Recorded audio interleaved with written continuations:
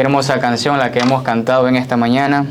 Qué gozo poder estar y tener el privilegio de, por segunda ocasión, compartir la palabra del Señor. Qué gozo, la verdad que sí. También me gustaría, antes de iniciar, recordarles a todos que no hay mejor lugar en el cual nosotros podamos estar mientras estemos en esta tierra. Siempre me gusta recordar esto, que todos como iglesia, todos como el cuerpo de Cristo, estemos aquí, todos unidos, pues alabando y glorificando al nombre de Dios, el único que merece la honra, el poder y la gloria por los siglos de los siglos. Él merece lo mejor de nosotros y es un privilegio que nosotros podamos pues estar aquí. Y también me gustaría hablarle a aquellos que nos están visitando por primera vez o tal vez por una tercera vez o segunda vez.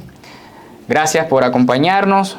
Es un honor tenerte en este lugar, que podamos todos aprender de la palabra del Señor. Y nosotros hemos titulado el tema de hoy, Viviendo la vocación de nuestro llamado. Viviendo la vocación de nuestro llamado como hijos de Dios, viviendo la vocación de nuestro llamado como hijos de Dios en cualquier lugar donde nos encontremos.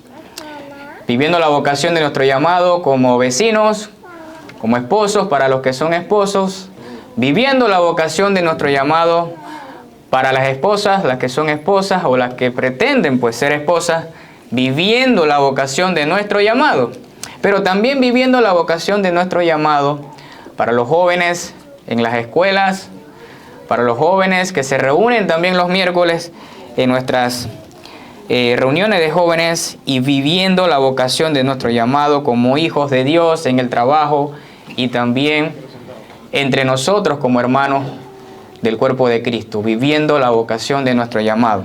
Y nosotros hemos tomado el texto de estudio de la carta de Efesios. La verdad que me siento contento porque es una carta que hemos estado estudiando en nuestros grupos de vida y sé que la gran mayoría de los que estamos aquí estamos en contexto. Así es que hemos tomado el capítulo 4, el verso 1 al verso 3, y la palabra del Señor, el apóstol Pablo, escribió esto de la siguiente manera. Yo pues, prisionero del Señor, les ruego que ustedes vivan de una manera digna de la vocación con que han sido llamados, que vivan con toda humildad y mansedumbre, con paciencia, soportándose unos a otros en amor, esforzándose por preservar la unidad del Espíritu en el vínculo de la paz. Vamos a orar para pedir que el Señor, pues el Espíritu Santo, pueda obrar en nosotros en este momento. Oremos.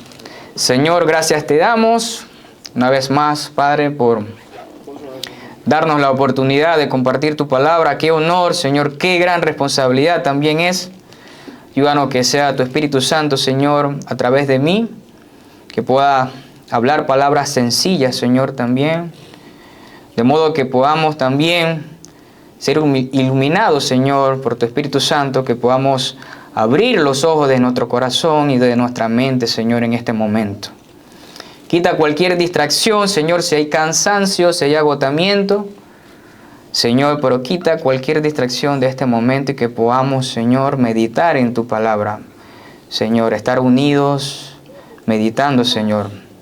Toma también, pues, nuestro corazón, Señor, dignamente, que podamos, pues, estar meditando, Señor, en la verdad de tu palabra. Gracias una vez más, Señor, por esta oportunidad y por el tiempo que nos da, Señor, de reunirnos abiertamente en este lugar.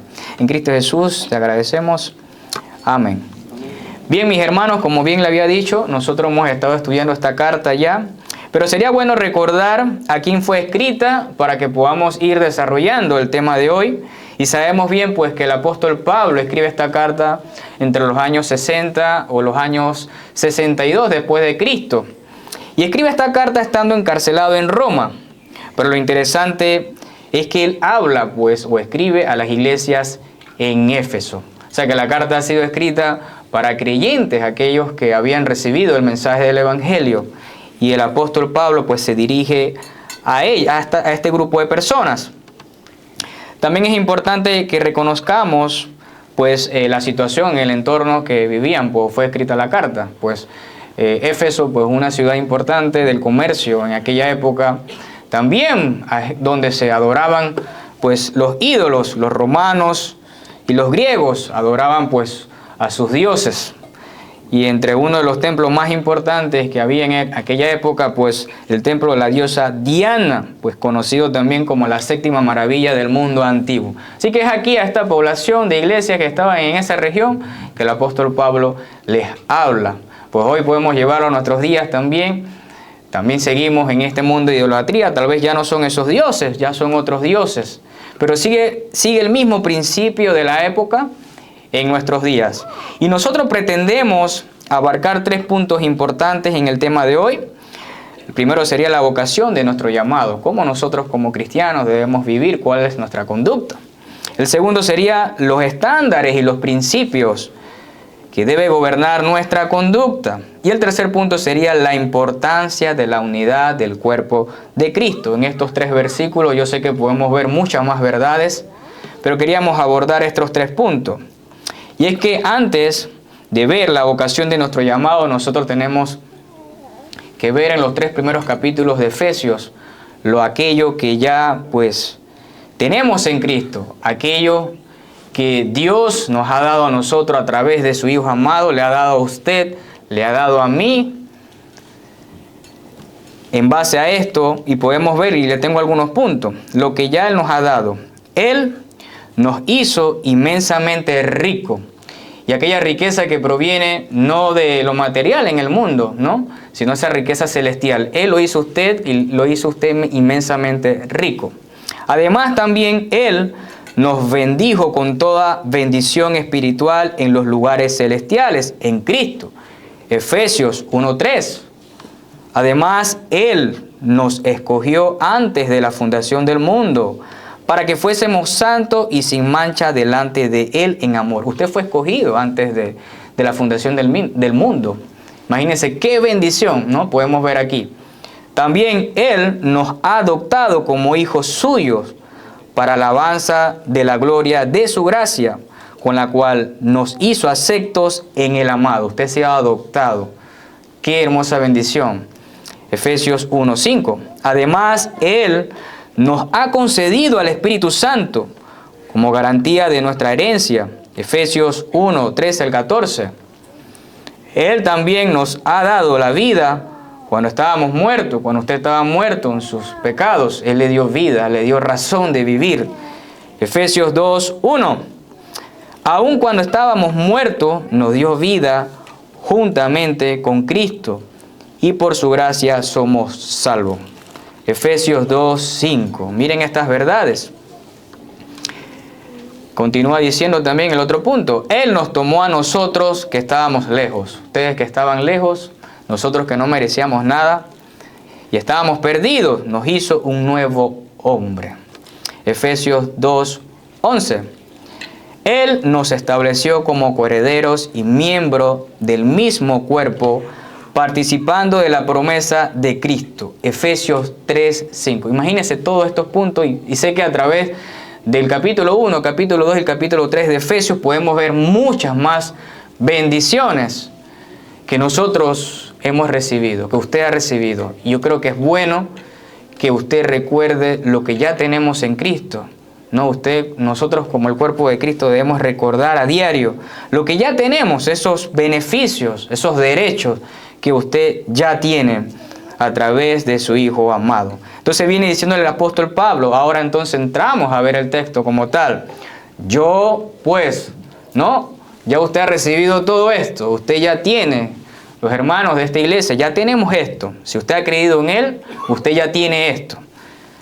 Después de todas estas riquezas que ya Cristo nos hizo, nos dio, para cada uno de nosotros, les ruego que vivan de acorde a los hijos de Dios. Y esa es la petición del apóstol Pablo. Les ruego que vivan de acorde a los hijos de Dios. Y es que somos llamados para vivir una vida en santidad. Usted y yo, ha sido llamado a vivir en una vida en completa santidad, bajo y exclusivamente los estándares de Cristo. Esa es la vocación de nuestro llamado. Entonces nosotros podemos explicarlo de alguna forma sencilla.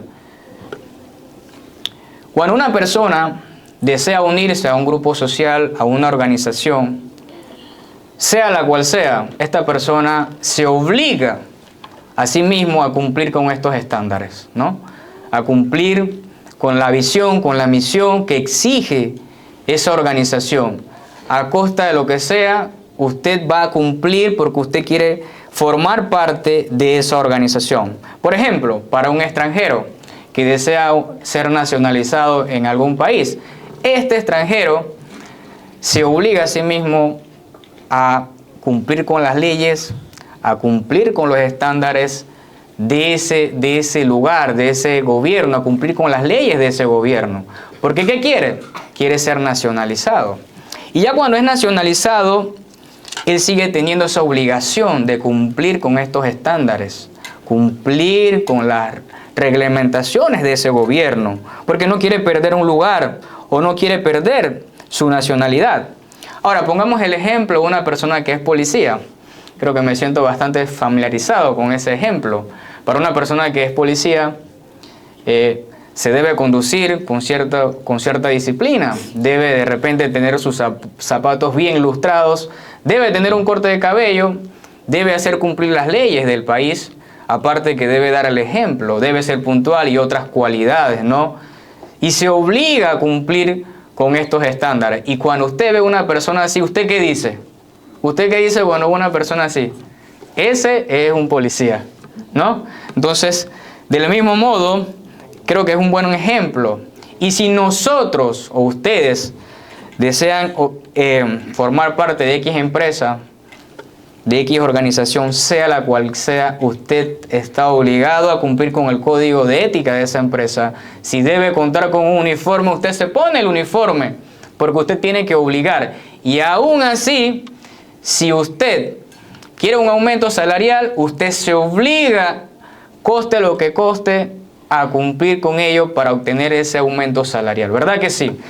Pero fíjense que es así como opera el mundo o la sociedad humana, opera de ese modo.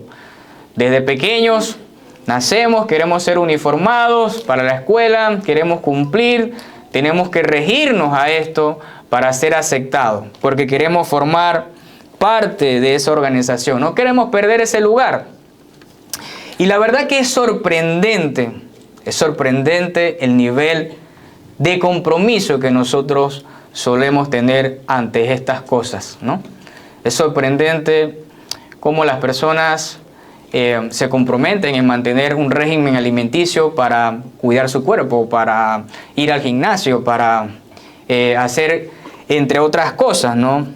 Porque no quieren perder, pues, un lugar de esa organización. Ver ese nivel de lealtad, la verdad que es sorprendente. Pero esto es parte de la sociedad humana, porque nos gusta ser aceptados y tener sentido de identidad. En el libro de Juan vamos a ver un buen ejemplo de ese temor al mundo, de ese temor al hombre a ser rechazados.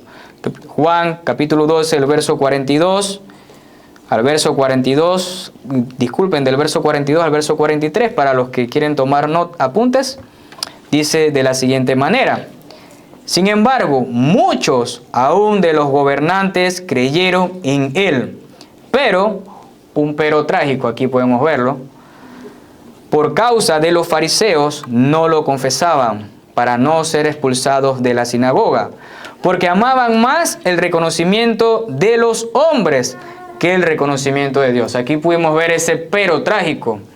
Sí, estos líderes religiosos de aquella época habían visto los milagros de Jesús y habían creído esos milagros, pero viene un pero muy trágico. Ellos, por temor a los fariseos, no lo confesaron. Tal vez se avergonzaron, no confesaron y condenaron su alma para cumplir y no ser expulsado de esa organización, en ese entonces de la sinagoga. Y ellos no fueron expulsados de la sinagoga, pero condenaron su alma. ¿Qué costo, no? Y lo que nos está tratando de decir el apóstol Pablo, o enfatizando en su rogativa desde la cárcel, donde escribe esta carta, es que debemos vivir cumpliendo los estándares, principios que nos identifica como cristianos, seguidores de Cristo. Muchos deseamos los beneficios, efectivamente, muchos queremos esos derechos, o muchos nos acordamos cuando estamos padeciendo alguna enfermedad, alguna necesidad, pues entonces donde recurrimos a Él por temor, por la condición que estamos padeciendo. Pero somos pocos los que nos comprometemos. La verdad, somos pocos los que nos comprometemos. Disculpen.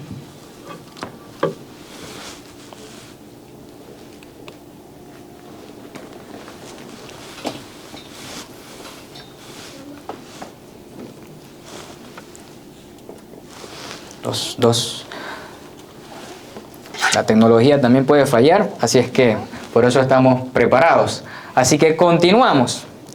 La verdad exaltada del Evangelio demanda un estilo de vida. Mis hermanos, la verdad exaltada del Evangelio demanda un estilo de vida para usted y para mí. Ya usted tiene todos estos beneficios y es lo que ha intentado rogar y decirle el apóstol Pablo a las iglesias de Éfeso.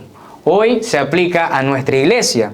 Podemos ver un ejemplo en Filipenses, capítulo 1, el verso 27. El Pablo lo expresó de la siguiente manera: solamente compórtense de una manera digna del Evangelio de Cristo, de modo que ya sea que vaya a verlos o que permanezca ausente, puedan oír que ustedes están firmes en un mismo espíritu, luchando unánime por la fe del Evangelio. Mis amados hermanos, usted ya tiene todos estos beneficios y ha creído en Él.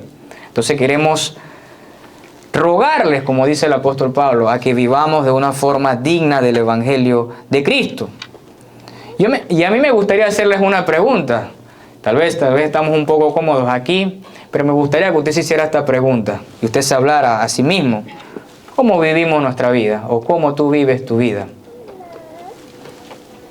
¿Vives una vida digna que glorifica a Dios? Usted se puede hacer esta pregunta y usted puede decir: yo vivo de una manera digna y que reflejo a Cristo. ¿Se imagina usted que nosotros como cristianos podamos hacer este tipo de compromiso? Así como lo hacemos para las cosas del mundo, aunque no es malo para ciertas cosas, usted debe cumplir y debe ser un buen trabajador.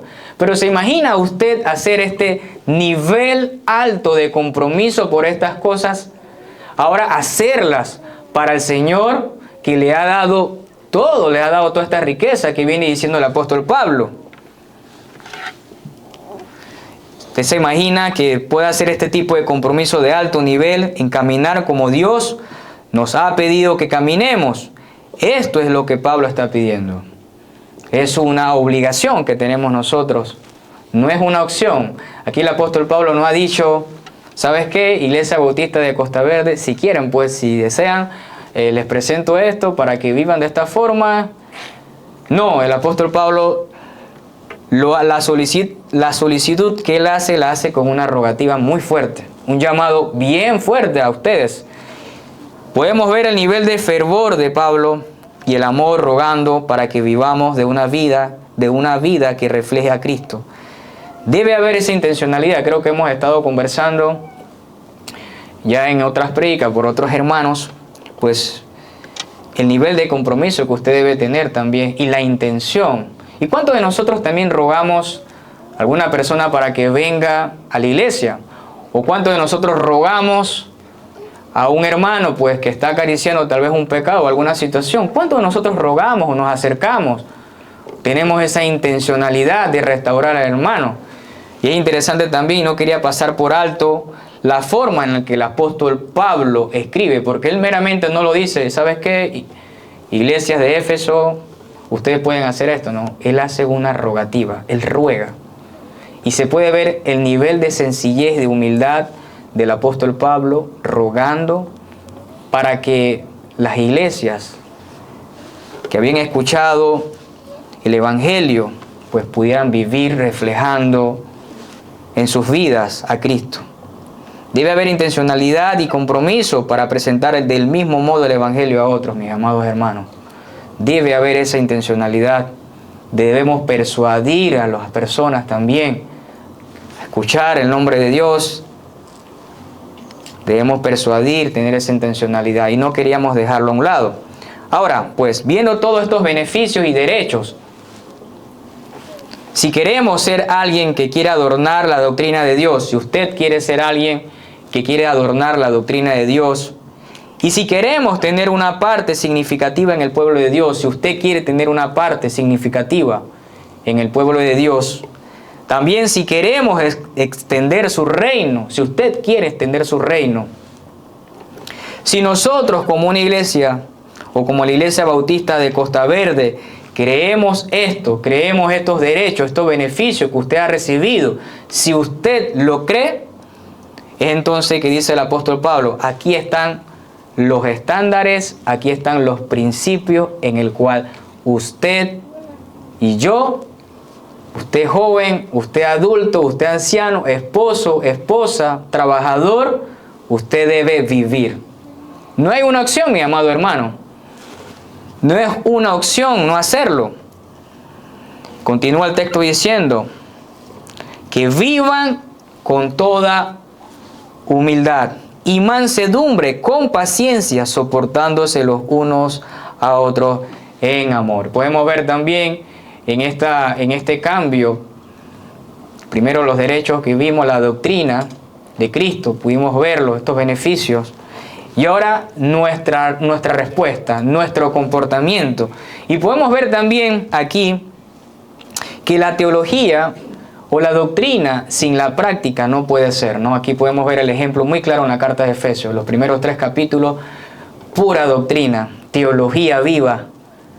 Ahora de la teología a la vida, cómo la vivimos, ¿no? Y es importante que veamos ese cambio que el apóstol Pablo está enfatizando. La doctrina a la práctica. Usted tiene ya la doctrina, usted ya conoce esto, usted tiene esto, ahora la práctica. Y es que nosotros no podemos, pues, simplemente acumular conocimiento, leer la palabra de Dios, pero sin ponerla en práctica. No nos sirve todo el conocimiento bíblico del mundo si no vivimos una vida transformada, mi amado hermano. Y podemos poner un ejemplo, supongamos a un bebé, para aquellas que son madres, supongamos un bebé que está creciendo en el vientre. Ese bebé necesita estar conectado por el cordón umbilical. ¿Para qué necesita estar conectado? Para desarrollarse, para crecer, para tener vida. Demuestra que tiene vida, para formar sus piececitos, sus manos y todo lo demás, ¿no? Del mismo modo nosotros necesitamos estar conectados con la palabra de Dios, ¿no? Conectados con la doctrina y con ese cordón umbilical, practicarla en nuestra vida diaria. Practicarla, hacer un nivel de compromiso como el que hacemos o solemos hacer en otras cosas. Y es algo que debemos tener en cuenta. Y si no hacemos esto, ¿qué sucede? ¿Qué sucede si no vivimos de este modo? ¿Será que estamos condenando nuestra alma o estamos viviendo en rebelión, conociendo ya lo que Dios le ha dado a usted? Viviendo engañados, nosotros mismos viviendo engañados, pues sin cumplir y tomar las cosas a la ligera. Y es lo que el apóstol Pablo está enfatizando. Y es interesante ver también en la carta de Efesios, pues este llamado firme a ver al apóstol Pablo como un padre, interesado y preocupado por sus hijos. Verlo a él desde la cárcel, sabiendo que él no estaba preso por Cristo, por decirlo de un modo, porque ¿quién lo tenían allí? Los romanos. Pero él decía, pues yo prisionero de Cristo. Y es interesante ver aquí. Y él siempre ponía su mirada en los cielos. Él no estaba prisionero por los romanos, decía, yo estoy aquí prisionero de Cristo. Y lo enfatiza porque él, antes de eso, del capítulo 4, en el capítulo 3 nuevamente, él dice, yo, Pablo, prisionero de Cristo. Yo, Pablo, prisionero de Cristo. y escribe, preocupado allí prisionero en ese lugar por las iglesias en Éfeso, para que vivieran de una forma digna. Nosotros debemos vivir de una forma digna, mis amados hermanos, y es el llamado de esta mañana, y es lo que estaba enfatizando el apóstol. Y ahora, ver esto, pero ahora, ¿cómo vivimos de una manera digna, no? Humildad y mansedumbre, que vivan con toda humildad. Y podemos ver que la humildad y mansedumbre, primero, la humildad se relaciona a nuestro yo interno, a nuestra forma de pensar. Y luego la mansedumbre, nuestra conducta ante otros, ante las situaciones del día a día, cómo nos comportamos. Y yo he utilizado un diccionario bíblico, el diccionario de Webster de 1828, dice el concepto de humildad, que su significado es libertad de orgullo y arrogancia, una estimación modesta de nuestro propio valor, un profundo sentido de la propia indignidad ante Dios, la plena sumisión a la voluntad de Dios. Y es que la humildad, lo contrario a la humildad es el orgullo. Y el orgullo es un pecado muy escondido, muy disfrazado en nuestro interior, mis amados hermanos, que a veces podemos estar engañados y viviendo con una vida que demuestra orgullo. El orgullo puede ser material, lo que poseo, mis logros materiales. También puede ser un orgullo espiritual, mis conocimientos, mis estudios académicos. El orgullo puede estar muy disfrazado en nuestra vida y no nos damos cuenta. También puede ser el orgullo al conocer más de la palabra del Señor. Podemos ser altivos, conocimiento teológico, pero no vivimos esa práctica. Entonces, esto también es importante que lo tomemos en cuenta. Y en el libro de Filipenses, el apóstol Pablo también nos dice, Filipenses capítulo 1, del verso 3 al verso 4, dice, no hagan nada por egoísmo o por vanagloria, sino que con actitud humilde, cada uno de ustedes considere al otro como más importante que a sí mismo, no buscando cada uno sus propios intereses, sino más bien los intereses de los demás. Mire, nuestro llamado, cómo debe ser nuestro primer estándar, vivir en humildad. Porque es que en el orgullo no se puede hacer la obra del Señor en nuestras vidas. Si nosotros vivimos con orgullo, nosotros debemos ser humildes, sencillos, tomando en cuenta de que no hay nada que usted y yo pueda hacer para ganar la salvación. Cuando nosotros entendemos esto, de que no hay nada que usted y yo podamos hacer, porque ya Cristo lo hizo por nosotros y por su gracia somos salvos, entonces vemos a nuestros hermanos, a su hermano de al lado, su hermano que está atrás. Usted ve a su hermano, que somos iguales. Todos fuimos creados a la imagen del Señor.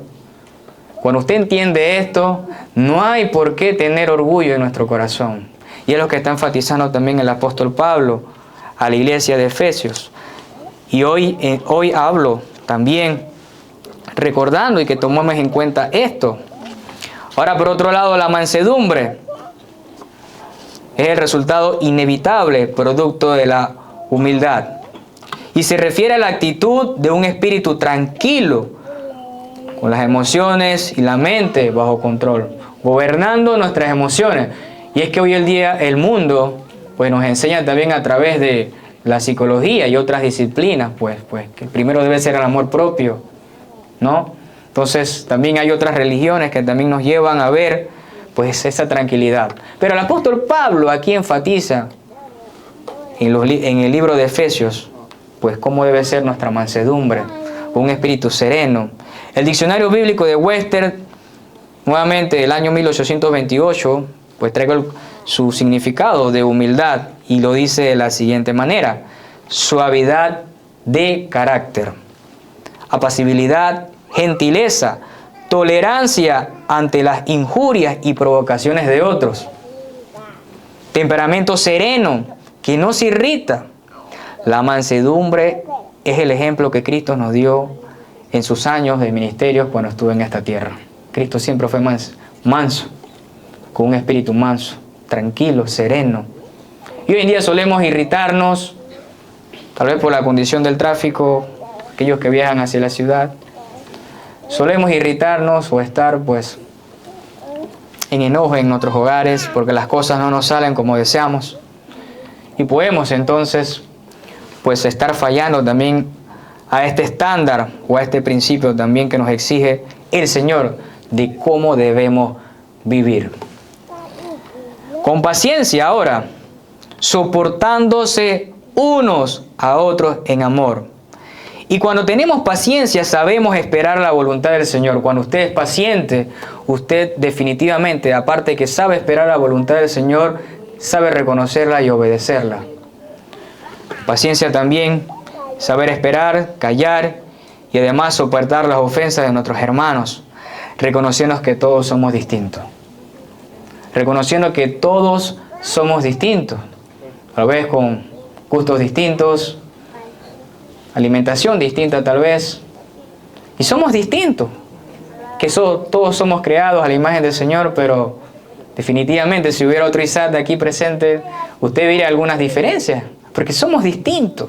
Cuando sabemos ver esto también podemos ver que debemos soportarnos a pesar de esas diferencias. Y si un hermano pues lo ofende, usted debe soportar la ofensa o perdonar la ofensa de su hermano.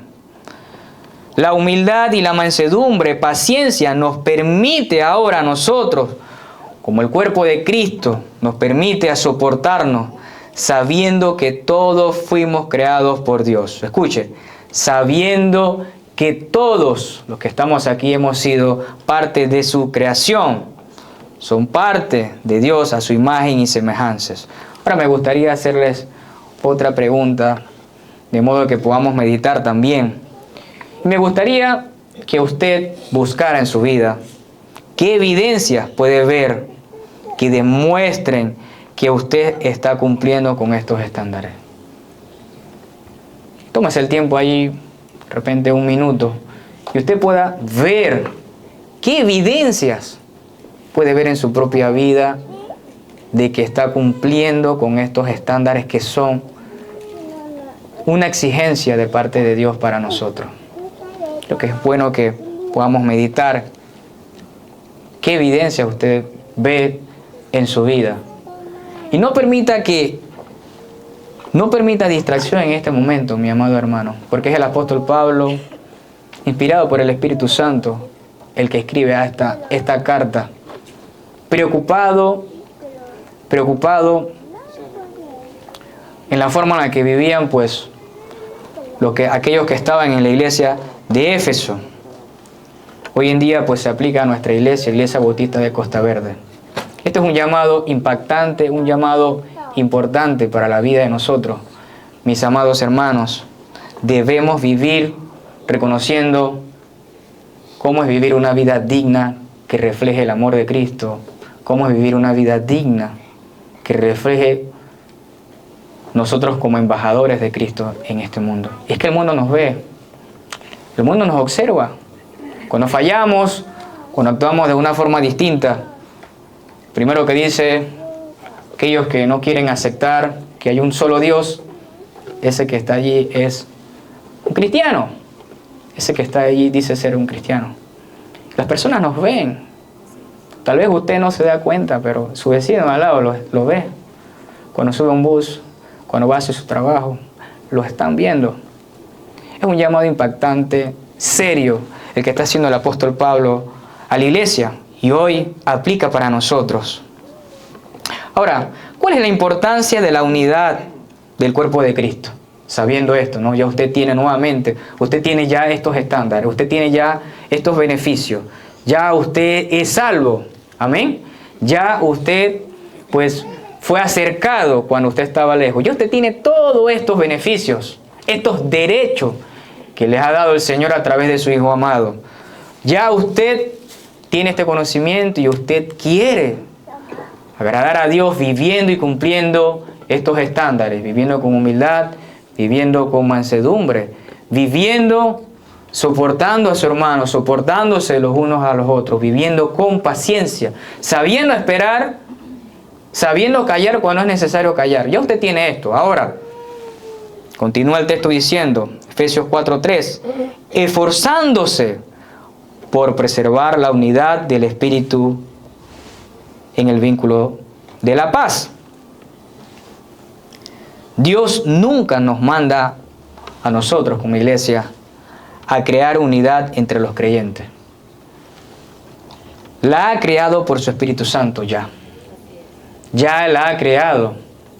Si usted es un hijo de Dios, usted tiene el Espíritu Santo. Ya Dios ha creado esa unidad a través del Espíritu Santo. Nuestro deber es reconocerla, reconocer esa unidad. Ese es nuestro deber, reconocerle y guardarla, cuidarla, custodiar esa unidad que tenemos todos como hijos de Dios. Para aquellos que han creído en Él, tiene el Espíritu Santo. Si usted como joven, si usted como padre, como esposo nuevamente, como miembro de esta iglesia, usted ha creído en estas verdades, usted tiene el Espíritu Santo. Nuestro deber es custodiar esa unidad, desechando cualquier distracción de nuestra vida, perdonando las ofensas de nuestros hermanos, perdonando las ofensas de su esposo en su casa, de su esposa, perdonando las ofensas en la escuela, en su trabajo. Pero es que es tan importante ver cómo tenemos todos estos derechos y Dios nos pide que vivamos pero muy por debajo. Dios nos pide que vivamos muy por debajo, sin vanagloria, sin orgullo. Y usted tiene todo esto. Ahora Dios le dice a usted, debe vivir de esta forma. Así, muy por debajo, teniendo todas las riquezas celestiales, nos pide que nosotros vivamos así como vivió su Hijo cuando estuvo aquí en esta tierra. Amado hermano, joven, niño y adulto, visita, que estás con nosotros en este lugar, por favor presta atención. Nada de estos principios y virtudes que el apóstol Pablo redactó aquí en la carta de Efesios que hemos visto, podemos hacerlas en nuestras propias fuerzas. Definitivamente. Nada de lo que usted ha visto, mi amado hermano, usted puede hacerlo en su propia fuerza. Ni lo intente. Esta es la obra del Espíritu Santo obrando en nuestras vidas. Y usted necesita, y yo necesito, y todos necesitamos de la palabra del Señor. Yo no sé en qué usted invierte su tiempo, si usted está orando como debiera estar haciéndolo, pero usted necesita mantener una estrecha relación, intimidad con Dios. Si usted tiene problemas tal vez en leer la palabra, le da sueño, pero leer otros libros no le da sueño, usted necesita rendirse, someter su espíritu, someter su carne y buscar y custodiar, buscar esa relación con el Señor. Porque hay muchas distracciones, mi amado hermano. Hoy en día, pues lastimosamente, podemos estar poniendo nuestra mirada en las cosas terrenales y perder de vista, pues todos estos beneficios, derechos que ya el Señor nos ha dado. Necesitamos una estrecha relación con Cristo, nuevamente les repito. Necesitamos la palabra de Dios. Necesitas orar, necesitamos orar. Necesitamos congregarnos y poner a Dios en primer lugar. Usted necesita venir, congregarse con sus hermanos. Usted necesita a su hermano también, su hermano al lado. Todos nos necesitamos, amados hermanos. Todos estamos en esa lucha. Usted no puede darse, por decirlo así, el lujo de decir, ¿sabes qué? Hoy me siento cansado, hoy no voy a ir a la iglesia, pues porque estoy agotado. Fue una semana difícil. Y me llama la atención porque, por ejemplo, nosotros solemos en la semana estar muy de temprano, preparados para salir hacia el trabajo, porque hay que llegar temprano al trabajo. Pero es importante ver este nivel de compromiso con las cosas del Señor. Del mismo modo, creo que el domingo debería ser el primer día, ese día, el día exclusivo en el cual debemos levantarnos con gozo en la mañana y prepararnos porque venimos a adorar a aquel que te ha dado todo esto. Aquel que merece la honra, la gloria y el poder por los siglos de los siglos. Él te ha dado todo esto. ¿Cuánto de nosotros debiéramos entonces entregarle? ¿Sabes qué, Señor? Yo voy a madrugar, es el día mejor que nos ha dado para estar aquí, unidos, todos unánimes, adorándote, mientras podemos estar teniendo la libertad que gozamos hoy aquí en nuestro país también, de abrir nuestra palabra, teniendo esa libertad de leer, de poder orar abiertamente, cuando en otros lugares, lastimosamente, no cuentan con esa bendición. Y a veces perdemos de vista estas cosas. Es que estamos llamados a preservar la unidad de la iglesia. La unidad en nuestros hogares. Estamos preservados también a guardar la unidad. Nuestros grupos de vida. La unidad, estamos preservados a guardarla en cualquier lugar. Estamos obligados a preservar esta unidad nosotros como la iglesia. No permita que nos distraiga pues el mundo o Satanás nos distraiga pues de cuidar y custodiar esta unidad a través del Espíritu Santo que Dios nos ha concedido, que es el vínculo de la paz.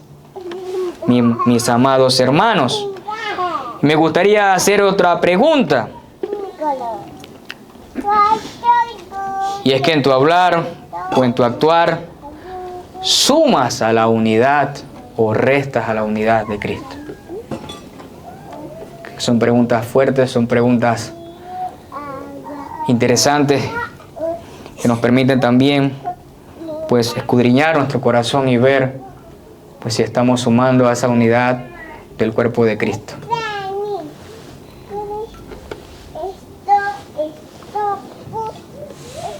¿Cómo estás preservando y custodiando y protegiendo la unidad?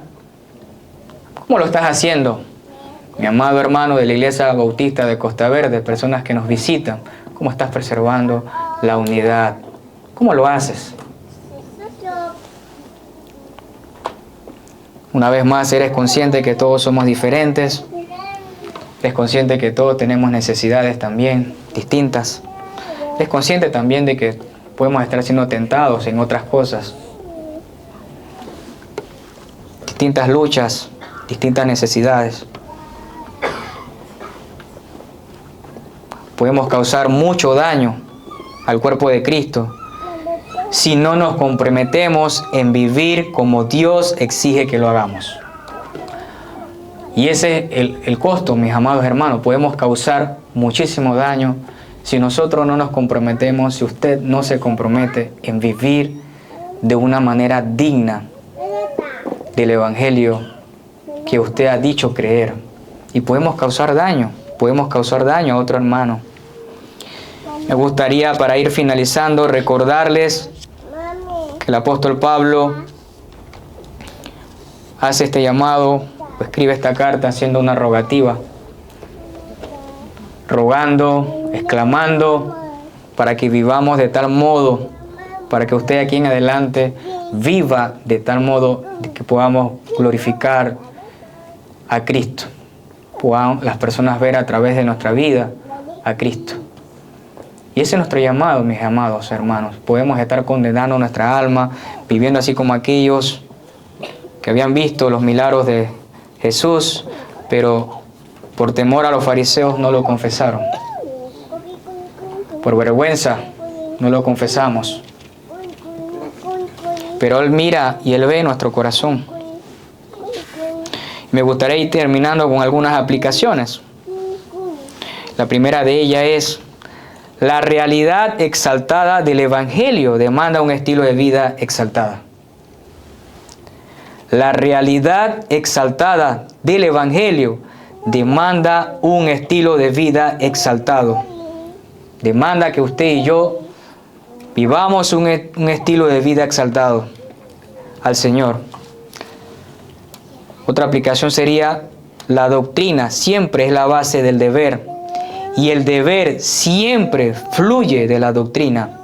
No puede haber estilo de vida si no hay doctrina. Usted no puede vivir de esta forma, cumpliendo con estos estándares, si usted no conoce la palabra del Señor, si usted no conoce la sana doctrina. Nosotros como iglesia hemos estado pues tomando el tiempo, nuestro pastor, de predicar sobre la sana doctrina, el discipulado bíblico. Nosotros no podemos ahora solo simplemente tener doctrina sin vivir una vida o vivir en nuestras vidas practicando esa doctrina que hemos conocido, esa verdad que ya tenemos. Otro sería, no podemos reflejar a Cristo si no tenemos una estrecha relación con Él. Y al finalizar, todos tenemos un llamado a preservar la unidad del cuerpo de Cristo, mi amado hermano. Así que vamos a orar para finalizar. Si usted desde allí en su lugar quisiera tomar un tiempo para orar o le gustaría ponerse en pie allí sin ningún compromiso, creo que sería bueno que usted pudiera bajar su rostro y les doy un minuto para que podamos estar orando, confesando sus pecados, si tiene que confesarlo, porque Dios nos da y nos obliga y nos habla fuerte a que debamos vivir una vida digna, mis amados hermanos. Ese es nuestro llamado.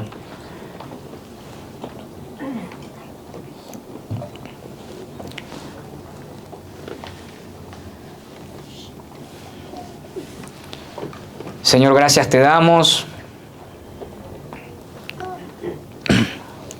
en esta mañana, Padre, por permitirnos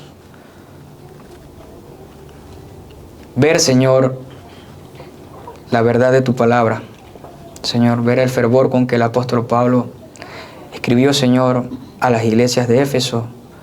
Y hoy esto sigue aplicándose a nuestra iglesia, Señor.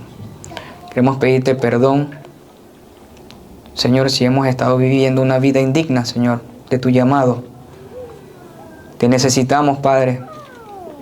Ayúdanos, Señor, que el Espíritu Santo pueda llevarnos al arrepentimiento, Señor, y ver, abrir, Señor, nuestro corazón para que podamos vivir de una forma digna, Señor, de tu llamado, vivir de una forma digna de ti.